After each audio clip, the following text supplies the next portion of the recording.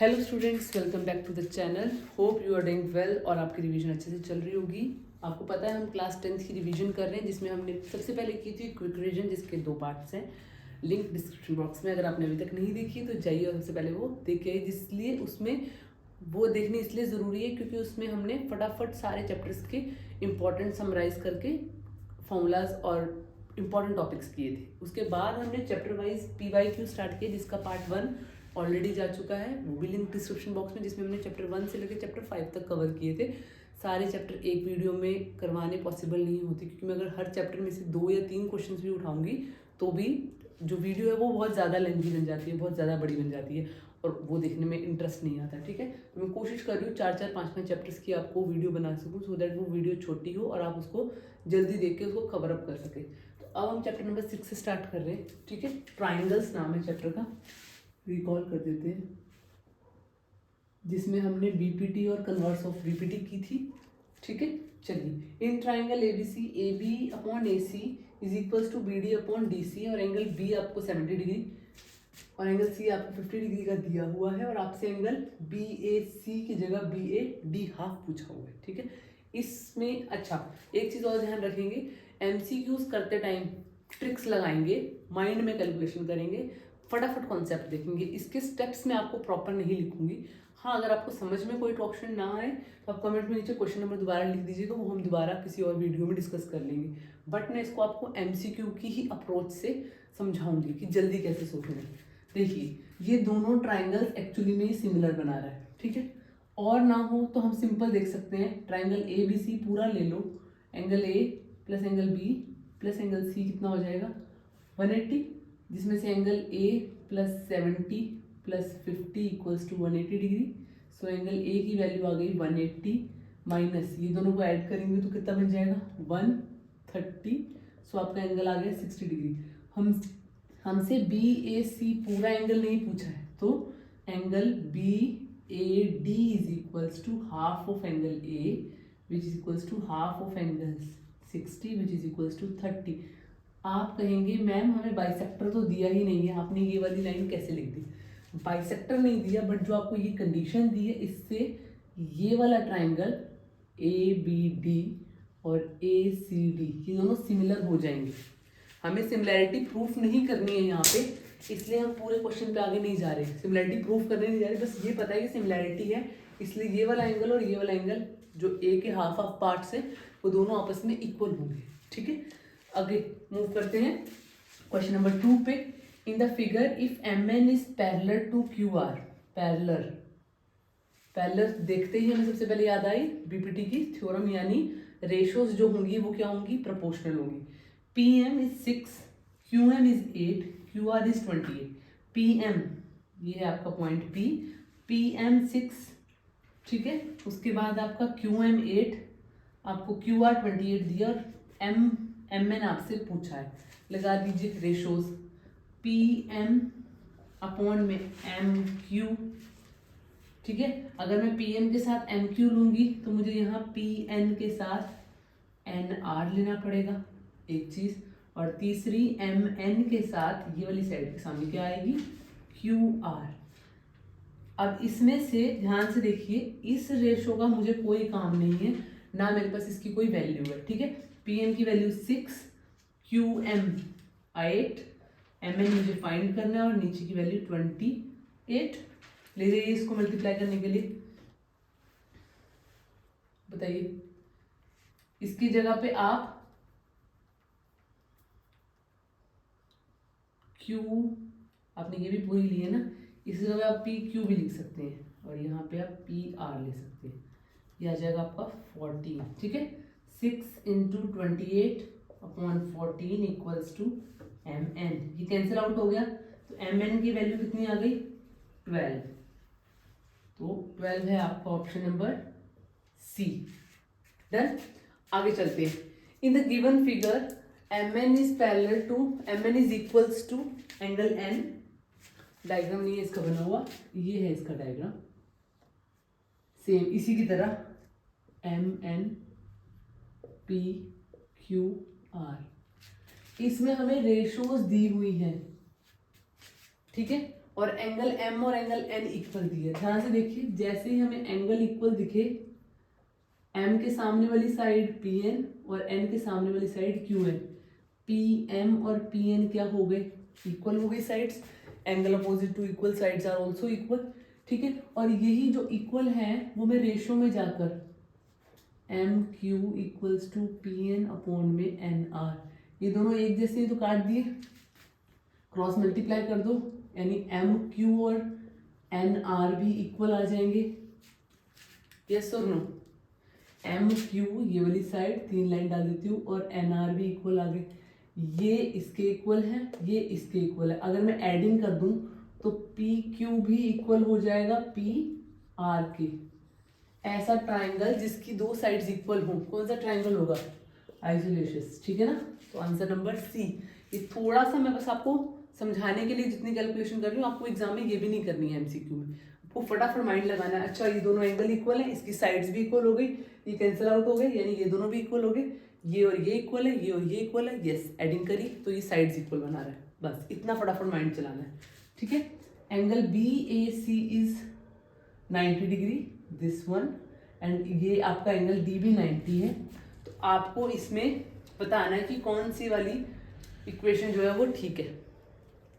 इस क्वेश्चन को हम सिमिलैरिटी से प्रूव कर सकते हैं, बट हमें डीप नहीं जाना, ठीक है। हमें बस ये पता है कि हम ए बी डी और ए सी डी को सिमिलर प्रूफ कर सकते हैं, and triangle A B D को सिमिलर प्रूफ कर सकते हैं ट्राइंगल ए सी डी के, ठीक है। ए से कर दीजिए। उसके बाद क्या होगा, हमारे पास जो होगी रेशोज इक्वल आ जाएंगी। क्या आ जाएगी हमारे पास? रेशोज इक्वल आ जाएगी। कौन कौन सी रेशोज इक्वल बन जाएंगी हमारे पास?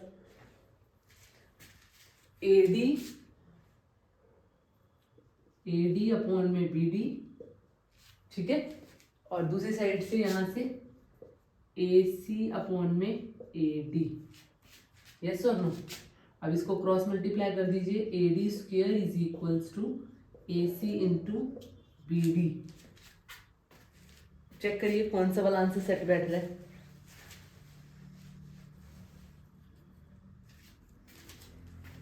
AD CAD CD,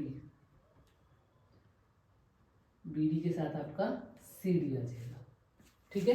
कौन सा ऑप्शन ठीक बैठा? AD का स्क्वायर एक यहाँ है और एक यहाँ है, BD और CD, option number B correct है, ठीक है। आपको मैंने फिर बताया, MCQs के क्वेश्चन में आपको कैलकुलेशन करने में, स्टेप्स लिखने में टाइम वेस्ट नहीं करना है। चलिए इसके बाद करते हैं हम चैप्टर नंबर 7।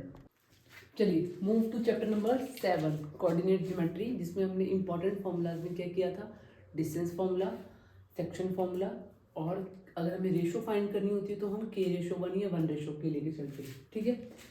अब हम थोड़ा सा अपना जो पेस है, अपनी जो स्पीड है वो तेज करेंगे MCQs करने के लिए और बाकी क्वेश्चंस करने के लिए, ठीक है।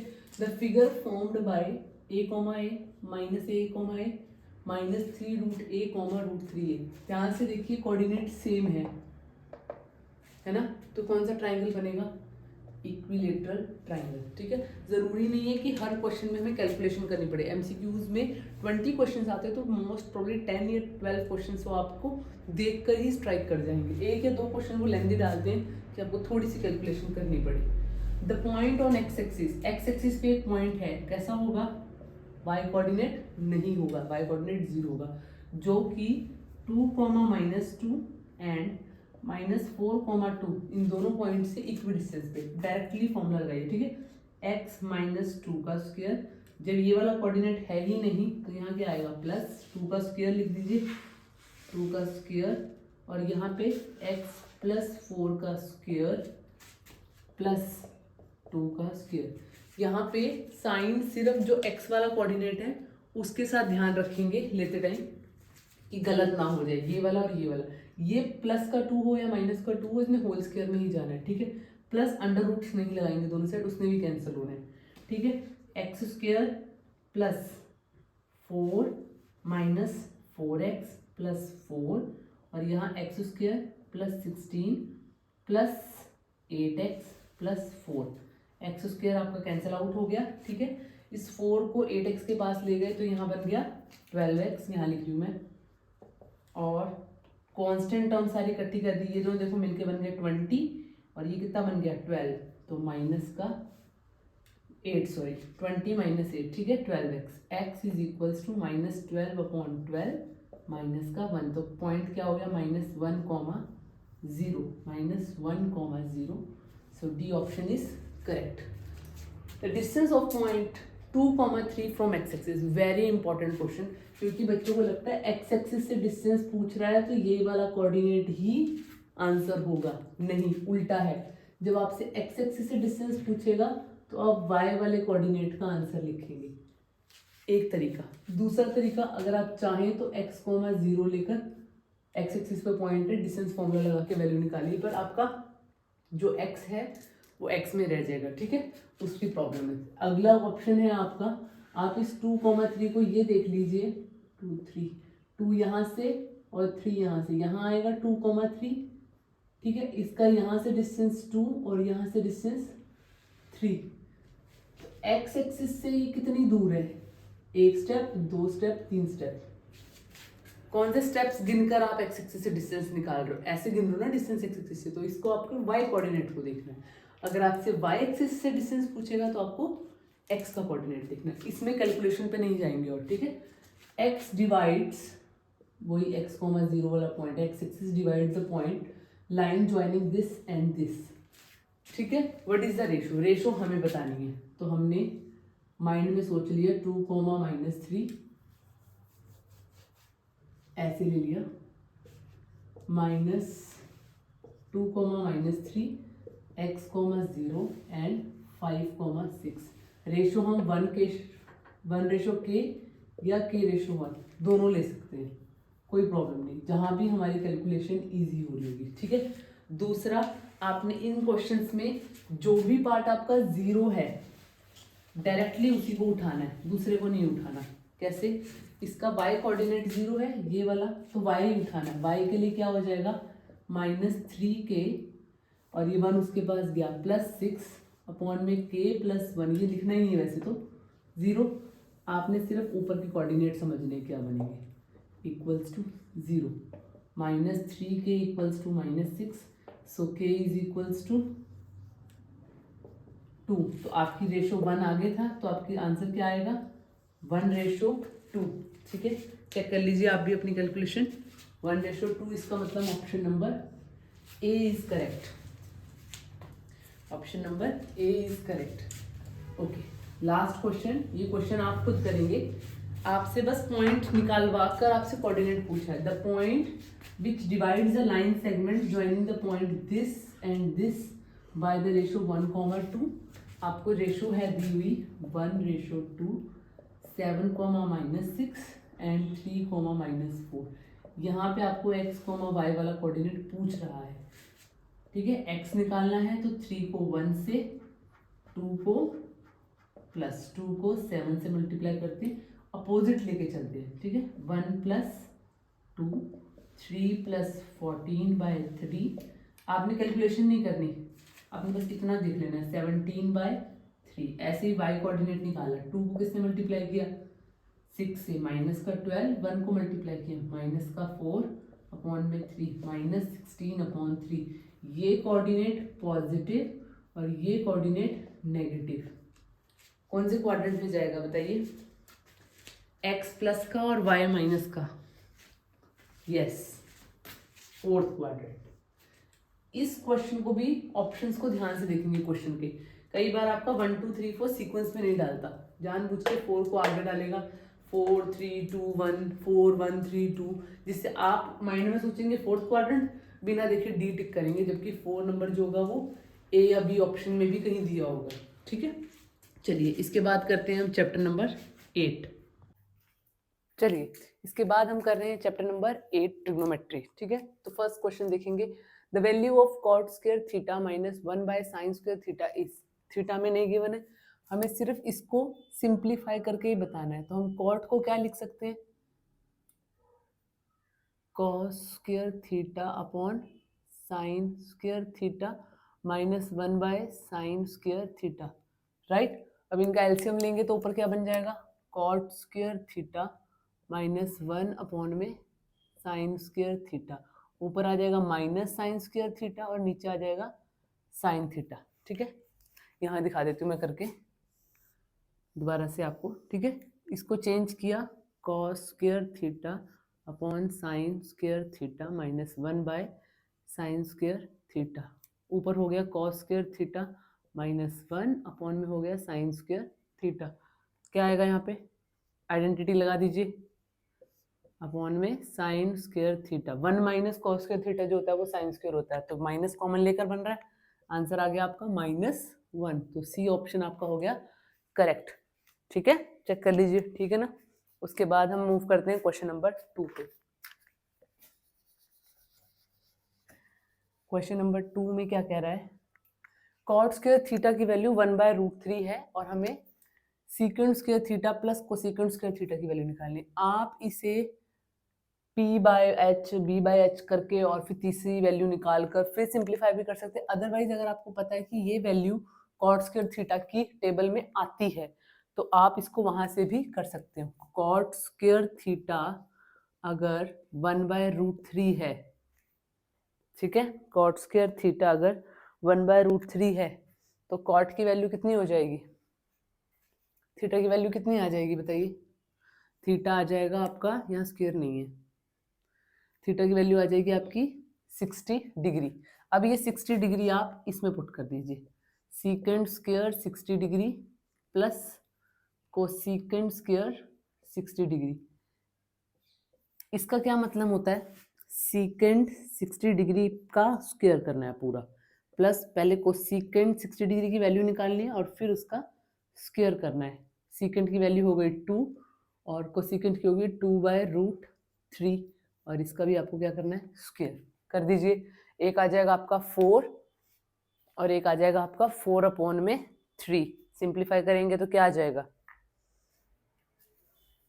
यहाँ से आ गया 4 प्लस 4/3, ये हो गया 12 प्लस 4/3 यानी 16/3। तो आपका ऑप्शन नंबर डी करेक्ट हो गया। ठीक है, गिवन दैट साइन अल्फा जो है 1/2 है और कॉस बीटा जो है वो 1/2 है, तो अल्फा और बीटा की वैल्यूज क्या होंगी। इन क्वेश्चंस में क्या करना है आपको, ये भी टेबल में देखना है। तो साइन 1/2 कब होता है, जब अल्फा कितना होता है 45 डिग्री, ये भी सेम ही दिया है, तो बीटा कितना हो जाएगा 45 डिग्री।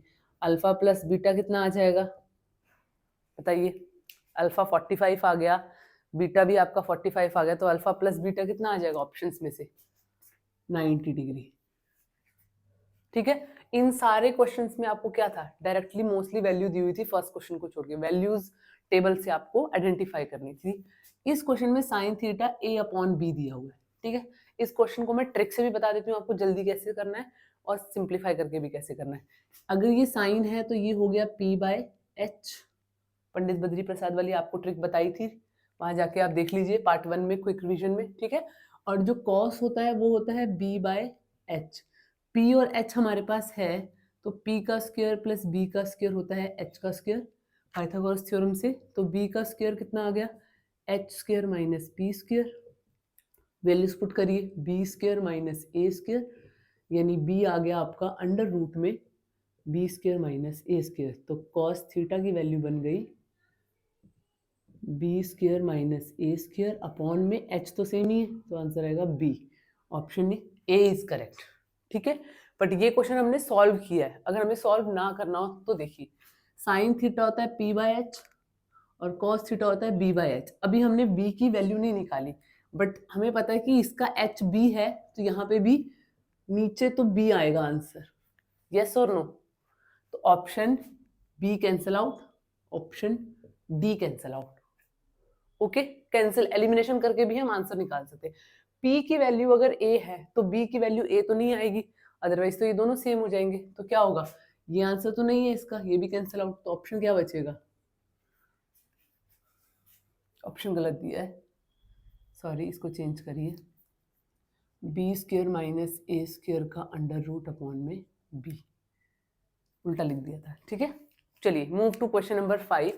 अगर एक ट्राइंगल ABC में एंगल C 90 डिग्री है, ए बी सॉरी C पे 90 ना, C यहाँ ले आते हैं, ये 90 है, तो मुझे वैल्यू निकालनी है cos of A plus B, ये ए और बी क्या है, एंगल है, एंगल के अंदर लिखा है ना cos of A plus B, cos के साथ ये जो दिया होता है ये क्या होता है, एंगल, यानी मुझे एंगल ए और बी निकालना है, पहले एंगल ए और एंगल बी निकालना है। एक ट्राइंगल की क्या प्रॉपर्टी होती है, angle A plus angle B plus angle C is equals to 180 degree, sorry angle sum properties को बोल सकते हैं। एंगल सी 90 है तो ए प्लस बी कितना हो गया 180 माइनस 90 यानी 90। अब अगर इसमें हम cos of angle A plus angle B लगा दें तो कॉस ऑफ 90 डिग्री कितनी वैल्यू होती है 0, तो ऑप्शन नंबर ए जो है वो हमारा करेक्ट हो जाएगा। जैसा कि आप देख रहे होंगे इन सारे क्वेश्चंस में से 19% एमसीक्यूज में 90% क्वेश्चन, ज्यादातर जो भी 90% की प्रोबेबिलिटी है उसमें क्या आ रहा है कि डायरेक्टली आपको टेबल में से वैल्यूज पुट करनी है, या आपको वैल्यू दी है और आपको एंगल देखना है कि किस एंगल पे वो वैल्यू होती है। तो इसके लिए हमें टेबल आना चाहिए। मैं इसी एमसीक्यूज में आपको ये टेबल वाली ट्रिक भी करा देती हूँ, ठीक है। देखिए टेबल भी हम आज यही कर लेते हैं। 0 डिग्री, 30 डिग्री, 45 डिग्री, 60 डिग्री और 90 डिग्री। आपको एग्जाम में सबसे पहले एमसीक्यूज करते ही या एमसीक्यूज करने से पहले भी आप जाकर अपनी शीट के पेपर स्टार्ट होते ही अपनी आंसर शीट के बैक साइड में ये टेबल बनाएंगे। क्यों बनाएंगे, क्योंकि आपके एमसीक्यूज और आपके थ्योरी के जितने भी क्वेश्चंस हैं वो आपके मोस्टली इसी में वैल्यूज कवर होंगी, ठीक है। फर्स्ट आते हैं हम sine theta, cos theta, ten, cosecant जो कि किसका अपोजिट रेसिप्रोकल है साइन का, सीकेंट जो कि है कॉस का, और लास्ट में आपके पास कॉट थीटा जो कि टेन का। और एक हमने लास्ट में बॉक्स खाली छोड़ा है जिसमें हम अपना रफ वर्क करेंगे, ठीक है। एक ट्रिक्स इसकी बाय फिंगर्स भी होती है, बट वो फिंगर वाली ट्रिक भूलने के चांसेस ज़्यादा है, तो ये वाली जो ट्रिक है ये आप भूलेंगे नहीं। आपको यहाँ पे 0 1 आपको 1 2 3 4 5 नंबर्स दिए, अगर मैं 0 को 0 से ही काउंटिंग स्टार्ट करूं 0 1 2 3 एंड 4, लास्ट नंबर क्या आया 4, तो आपको 4 से सारी जगह डिवाइड करना है और सबको दे देना है अंडर रूट। डन। अब देखिए 0 upon something already 0 value put कर दीजिए, 1 अपॉन 2 तो 1 का अंडर रूट 1 एंड 4 किसका अंडर रूट है 2 का, तो 1/2, ठीक है। इसको कैंसिल करिए, 1 अपॉन में 2 इसका कैंसिल होके आया तो यानी 1 अपॉन में अंडर रूट 2, 1 अपॉन में अंडर रूट 2, ठीक है। नेक्स्ट चेक करिए 3/4 तो रूट 3 अपॉन में 2, यहाँ कैंसिल आउट करिए अंडर रूट 1 यानी 1, ठीक है। चलिए ये हमारी साइन की बन गई यहाँ से। अब कॉस की हमने वहां से स्टार्ट करनी है, 1 next root 3/2 next 1/√2 next 1/2 and last में 0। डन।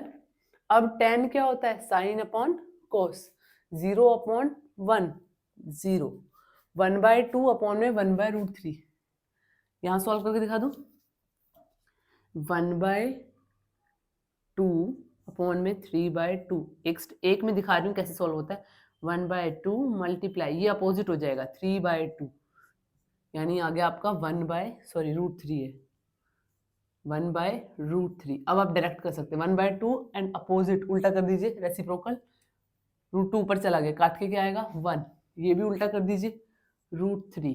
अब यहाँ ध्यान रखिए 1/0 जब भी 0 नीचे आएगा आप लिखेंगे नॉट डिफाइन, ठीक है। कोसिकेंट के केस में क्या करेंगे, इसको 1 अपॉन साइन, इसका 1 अपॉन कॉस और इसका 1 upon ten, 1/0 not defined, 1/√2 2, 1/√2 √2, 1 upon this तो 2/√3 एंड 1/1 1।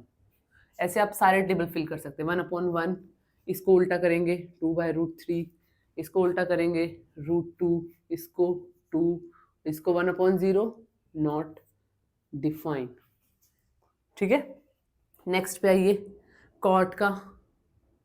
कॉट यानी यहाँ नॉट डिफाइन √3 1 1/√3। अब आइए यहाँ 1 बाय नॉट डिफाइंड। ओ ये तो हमें कोई वैल्यू ही नहीं पता ऐसी, यहाँ करते थे सॉल्व इसको। ठीक है, 1 by not define, 1 by not define. और नॉट डिफाइन आया कहाँ से था? जब मैम 1/0 था तो नॉट डिफाइन आया, तो नॉट डिफाइन की जगह पे 1/0 वापस पुट कर दीजिए, रेसिप्रोकल करिए, 0 चला जाएगा ऊपर, इसलिए आंसर भी आएगा 0। ठीक है, तो इसमें हमने कोई भी टेबल याद नहीं किया और हमारा टेबल बहुत इजीली फॉर्म हो गया। ठीक है, देख लीजिए नॉट डिफाइन वाला भी। ओके, अब चलते हैं हम चैप्टर नंबर 8 पे। बेटा एक क्वेश्चन नंबर जो आपका 3 था ना, उसकी मैं आपको वैल्यू दिखा देती हूँ, वो क्वेश्चन गलत लिखा है उसमें। ये क्वेश्चन नंबर 3 था आपका, इसमें साइन अल्फा जो है वो 1/√2 और साइन बीटा जो है वो 1/√2 है, मिस प्रिंटिंग थी। ठीक है, इसलिए अल्फा आपका 45 डिग्री, बीटा आपका 45 degree and alpha plus beta बन जाएगा आपका 90 डिग्री। ये 1/√2 है, 1/2 नहीं है, 1/√2। और इन केस 1/2 होगा, इफ 1/2 एंड साइन ही 1/2, तो आपका आंसर अल्फा प्लस बीटा बन जाएगा 30 + 30 60 डिग्री।